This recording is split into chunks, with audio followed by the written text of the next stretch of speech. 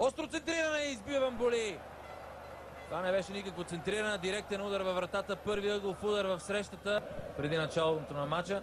О, хубаво изпълнение на Крачунов. Триково опита тази Петър Стоянов. Да видим обаче сега тази атака на Литекс. Том пада в наказателното поле, след като се сбута с Костадин Стоянов. В никакъв случай, според мен е борба и малко преигра Том. Става в ляво Мирасем е свободен, дига ръка и Петър Занев. Центриране Мирасема с глава. Топката излиза в аут.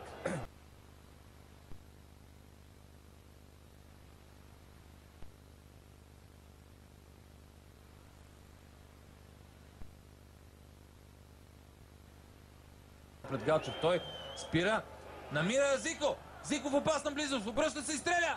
Топката е блокирана от Пламен Николов. До края на което остават броени секунди, може би още минута добавено. Време Спас Делев. Шут на Спас Делев. Коварен бе този удар на Спас Делев. По крилото за Тяго Мирасема, който с първото си докосване елиминира. О, какво спасяване на Райс Боли в 51-та минута, след като доста добра работа свърши Тяго Мирасема. От лявата страна своите атаки.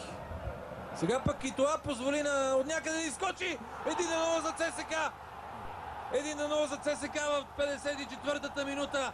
И това позволи на Зико да изскочи зад гърба му, който продължи топката за Грегори Ненелсън. Не изчисти, видяхте и това как позволи на Зико да изскочи и как двама футболисти матираха четирима.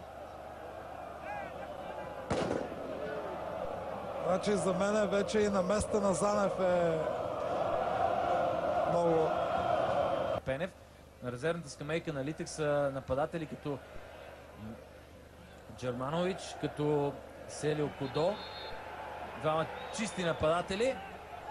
Сега да видим какво ще бъде решението. Опа, червен картон в ръката на Ивайло Стоянов и той е за Том.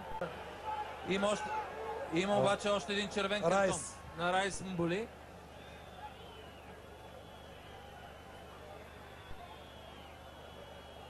Евия Мудъл. Удар на Зико, коварна топка, както вече споменах. Тупна пред вратаря, обаче той. Отново Зико, отново добре успя да намери продължение на тази атака. И гол. И гол за ЦСКА. Янис Зико. Гол. Фамозен гол на Янис Зико носи преднина от два чисти гола на ЦСКА. С поредни матча без загуба. Ето тук Спас Делев.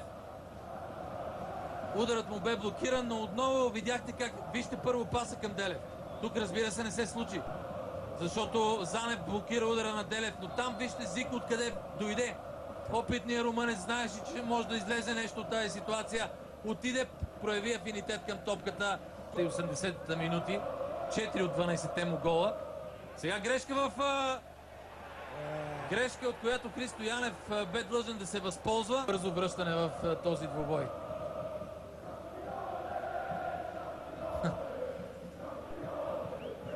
С Лудогорец, серията на Литекс от 36 поредни матча без загуба в първия ни ешелон в А група. Свършва с този двубой. ЦСКА напукна статистиката и на традициите, успя да спечели в